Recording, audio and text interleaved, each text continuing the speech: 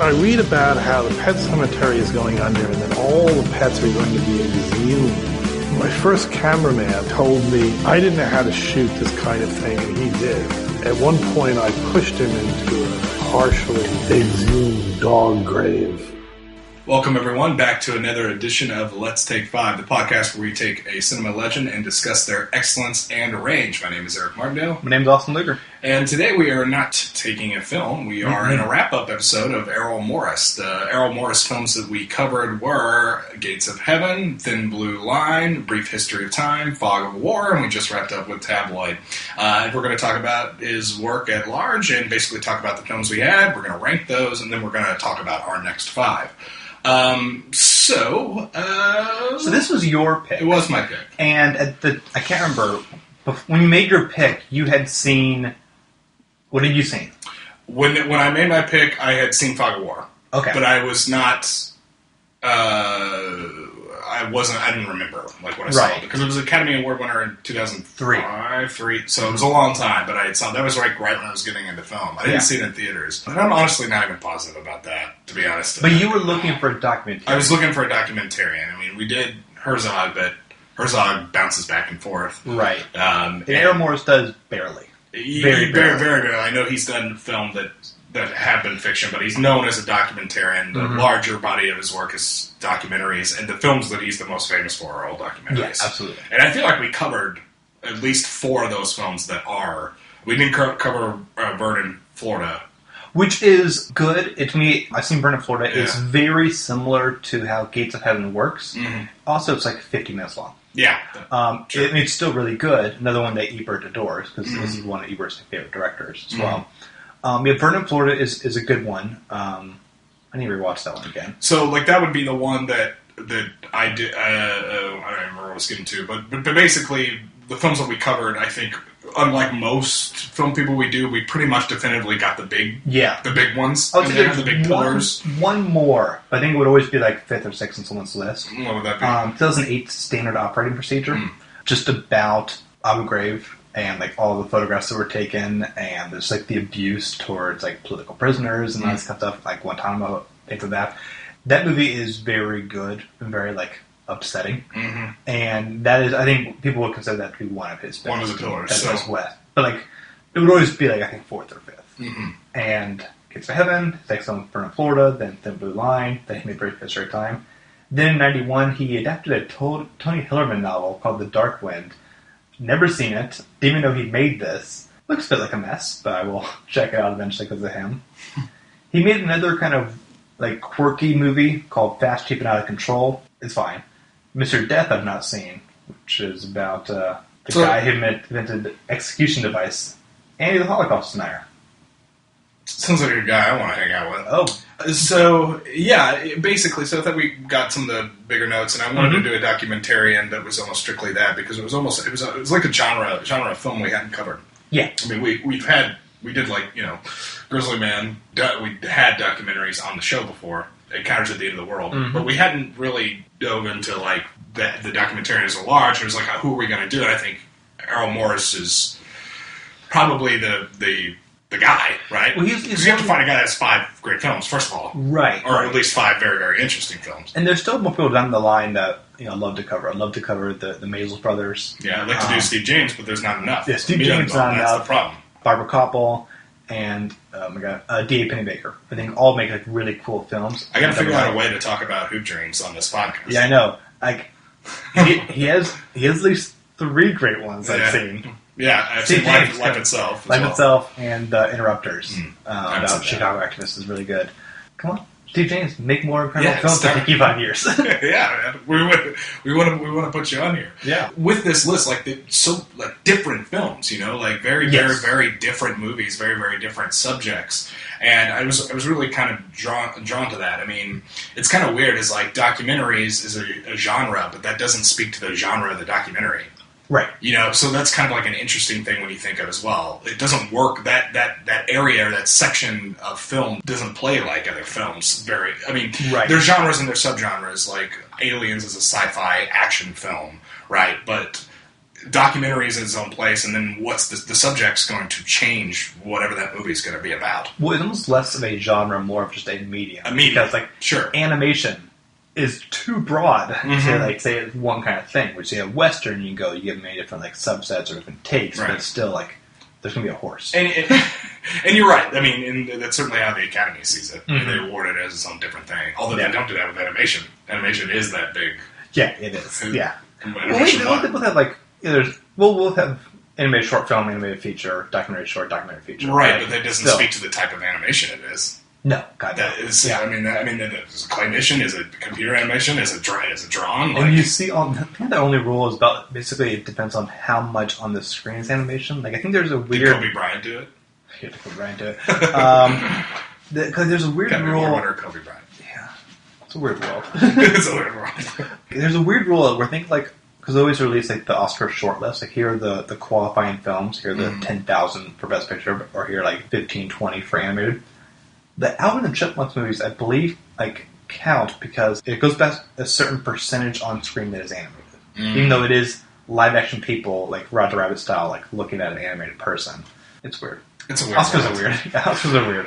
But if you want to talk about it, we did not cover because I saw Missing Out for Theaters talked about right there. But I did watch one during our little brief hiatus.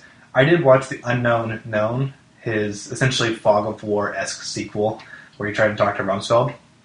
Didn't work. Rumsfeld's not a good subject. No, he's an amazing subject. He's a terrible person to interview.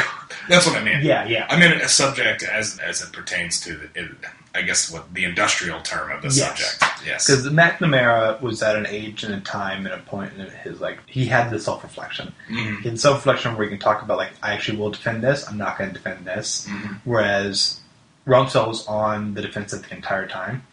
Because I only knew Rumsfeld 2000 onwards. I didn't know about his whole the previous Bush administration. Yes, exactly. I only knew him then. I didn't know about his political rise, how influential he was with Reagan and such, and how he was basically a quantum away from being a VP. Mm-hmm. I found his story to be worthy to be a documentary. Mm-hmm. But when you're doing the format of we're going to interview one guy for the whole film, and Errol Morris edited the film knowing he lost because within the first few seconds you have him ask a question. You hear Errol Morris a ton during this movie because Russell keeps interrupting him and saying, "That's not a fair question. I'm not going to answer that." Or he will reword the question himself and then answer the question. Well, he still has that political cap on. Yeah, McNamara's long since taken off. Right. I mean, Rumsfeld's still doing think tanks and all this kind of thing going on, and still very much concerned about his legacy. Right. And McNamara didn't care to. No, and I think also probably helps that the Vietnam War is definitively over, and also the war in Iraq is still happening. Right, and it's true, but also even more so is no one defends Vietnam. Correct. That's pretty much history's pretty much put the mark on that was a bad thing that happened. We're getting closer than I thought we ever would for a war in Iraq. No, we are. I mean, both parties are at least accepting it was a mistake at this point. So I was surprised they don't agree on much. So I was surprised on how much during the 2016 primaries most Republican candidates were using that almost as a bipartisan statement of we're not going to do the war in Iraq again. Yeah, and it's what a shift in the party. Mm-hmm. They kind of the last Republican president isn't they don't want him on the campaign trail. No. They don't want Bush to be around them. Yeah. Which I was very curious to see how it's always interesting how that stuff happens. I wonder what it'll be like. And actually, I'm not ready for that. No, we're not going to talk about that. We're not talking about 2020. No. We're not going there. There's another film that I saw of his most recent feature film, The B-Side. It is just so light and pleasant. I saw it in theaters and kind of forgot the whole thing. It's just the photography he likes. He made a nice movie about this photographer he likes. That's what interested him today. I mean, the guy. I like that about him. I like that he's making the film he always wants to make. Right. Right. And he's not beholden to anybody. He has the largest range of subjects. These are things that the genre is things that interest Errol Morris, and in some cases things that have actually affected real world change. In the case of Thin Blue Line. Yeah. So I'm glad he got interested in that. Yeah, he definitely has political interest and such. I remember, I should have listened to it before coming over here. There's a Radiolab episode where they're talking about him, and he was obsessed with this one like photograph he saw like in this like travel like history book, and like just a certain way that like the light and shadow hit this area, and he just couldn't tell if the photo was altered or not. So he just kind of kept traveling back to Africa to go to this one spot and like try to use different lenses to see like if it was possible. He just did that for like a month. I'm like, you're fascinating. Yeah. And it was kind of weird as we had an opportunity to actually see him and Music Box like right when we started this. Yeah. We didn't do it. We didn't do it. Well, it was expensive. And it was. I mean, he also just made a Netflix miniseries that was like a mixture of like documentary and like acting, because it has like Peter Sarsgaard in it. Oh. And like Molly Parker and Tim Blake Nelson. Yeah, I mean, this guy is just always curious. I think it's what kind of came across in all of his films. I mean, the guy's born in 1948. This guy... He's old now. Yeah, He's getting up there. Do you want to rank him? Yeah, I'm going to have you go first. I try to think of what the order would be. Okay, I guess I can do this. All right. Oh, God. Number 5 would be A Brief History of Time. Okay. Number 4 would be Gates of Heaven, then Tabloid, then The Thin Blue Line, and The Fog of War. That's number 1. Okay. So yeah, this is pretty different. So my number 5 would be Tabloid, 4 would be Gates of Heaven, 3 would be Brief History of Time, 2 would be The Thin Blue Line, number 1 would be Fog of War. Okay, so we just kind of switched the back out there. Well, yeah, in the back half, yes. And I do think that, if we ever get to a point where we're ranking the 200 films we've covered. Oh boy. Because we did that with 100. Sure. Fog of War is going to be very, very high on that list. It's an incredible film. And we talked about in the 2 episodes ago, and like 2 months ago, that it was just so shocking, because even like us coming from different like political like perspectives and whatnot, we both like came together and were like, holy shit. Yeah. Like, this is such a like, this is not a like partisan film. It's very like, honestly, it's a very like humanistic film in the middle of like the most like important politics you could ever do. Yeah, because you felt like, yes, okay, this guy up here talking was a politician, but you feel like it doesn't feel like there's any bullshit. It's just which is what like which is like 50% of what puts people in their own collective box anyway. Like, you're a libertarian, you're a Democrat, you're a Republican, you're a socialist. I mean, this is all what actually makes you these things. Right. Let's talk about what actually happened. Let's talk about history. Yeah. I was there. I was making history, and this is the shit that happened. And if it's just that fact, then that's great. We're so sorry. They're so not used to getting unfiltered bullshit, which is the real stuff. Rather, we're so not used to that. Which is the insanity of politics, right? I mean, it's similar. Like, one of the major reasons that Barack Obama kind of blew up the way he did was because like he talked more like a person. Even politicians I like right now, like Elizabeth Warren or like Cory Booker, Jesus Christ, guys! Like, you're one question in. How did you bring up your childhood so quickly? Yeah, it's like this. Like, you have your Well, that's usually that thing. That's I think that Bush had the same thing too. Bush 43. Yeah, it was like people liked him because he felt like a guy you could have a beer with, right? The whole beer with thing, right? But they kind of just avoided the rote lines. Yeah, and weirdly, I guess that also works with Trump, because maybe you can't read. But well, with Trump, it's just he literally has no filter, which I think actually did make his initial appeal as a politician. Yeah, but I don't know what that guy actually thinks, though. Oh no! Well, tie it all together. So it's fascinating. He was a Democrat 10 years ago. He was, yeah. I don't know.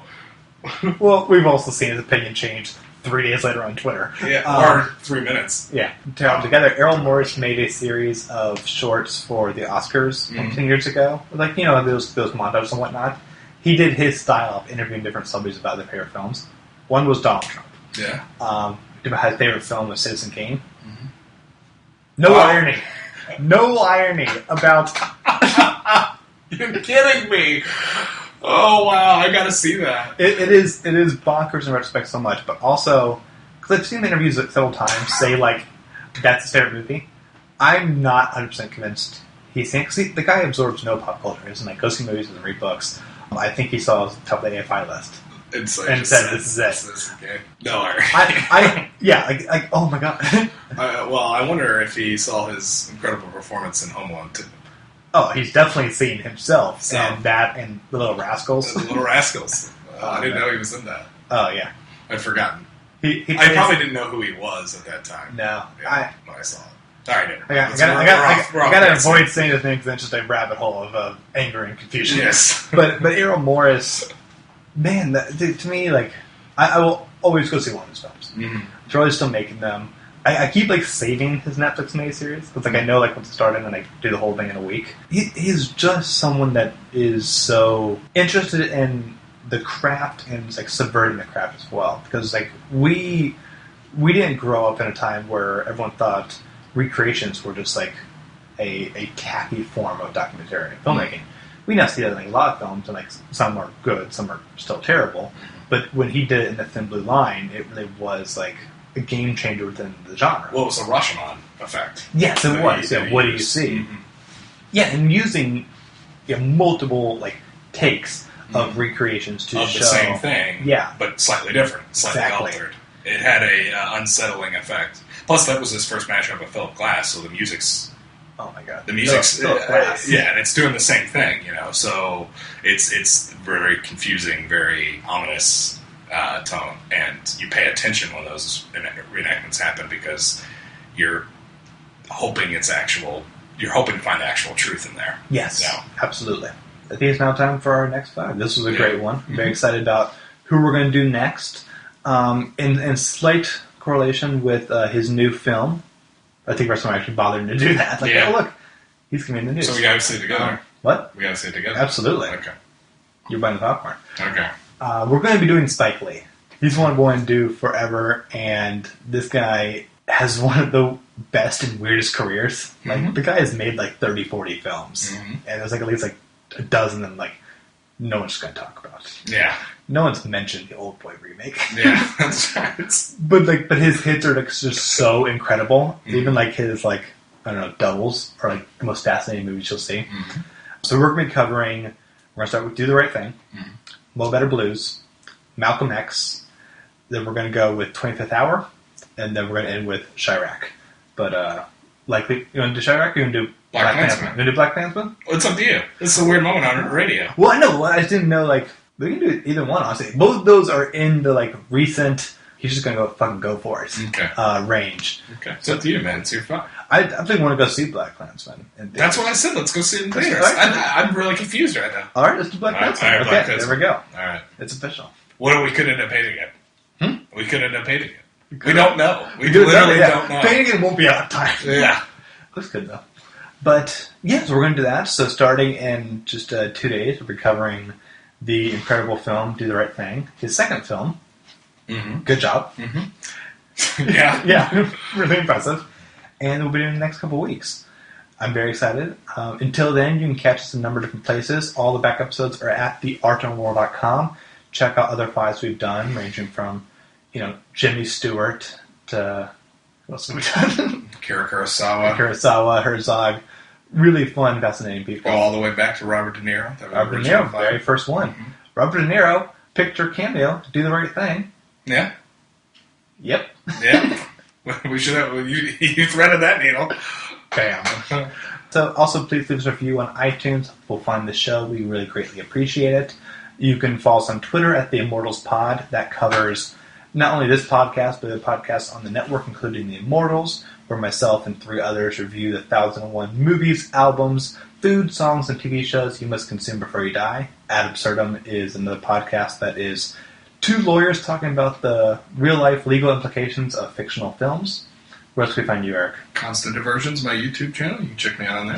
Do you have a video you want to highlight? That's a good one. Watch the Uncharted 4 one. Okay. All right. Good That's stuff. a good one. Yeah. All right, so we'll catch you in just a few days. Until then, I'm Austin Luger. My name's Eric Martindale. Bye, everyone. Bye-bye.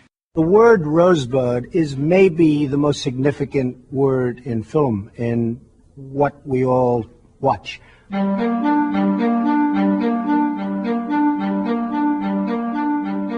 The wealth, the sorrow, the unhappiness, the happiness just struck lots of different notes. Citizen Kane was really about accumulation.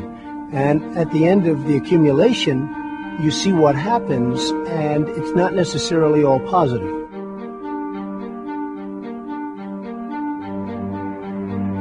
not positive.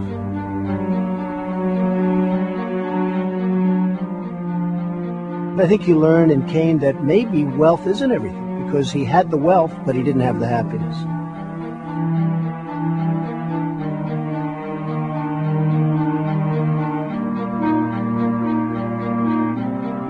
The table getting larger and larger and larger, with he and his wife getting further and further apart as he got wealthier and wealthier. Perhaps I can understand that. The relationship that he had was not a good one for him, probably not a great one for her, although there were benefits for her. But in the end, she was certainly not a happy camper. In real life, I believe that wealth does, in fact, isolate you from other people. It's a protective mechanism. You have your guard up, much more so than you would if you didn't have wealth.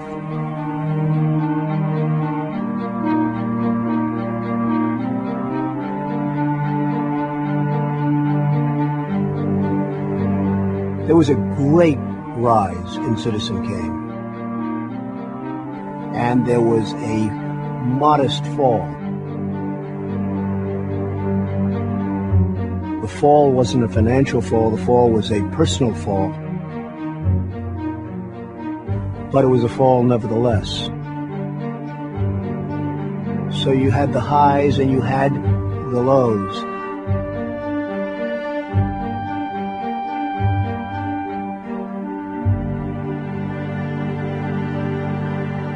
A lot of people don't really understand the significance of it. I'm not sure if anybody understands the significance, but I think the significance is bringing a lonely, rather sad figure back into his childhood. The word Rosebud, for whatever reason, has captivated moviegoers and movie watchers for so many years, and to this day is perhaps the single word. And perhaps if they came up with another word that meant the same thing, it wouldn't have worked. But Rosebud works. Rosebud works. Right. For whatever reason. You know, if you could give Charles Foster Kane advice, what would you say to him? Get yourself a different woman.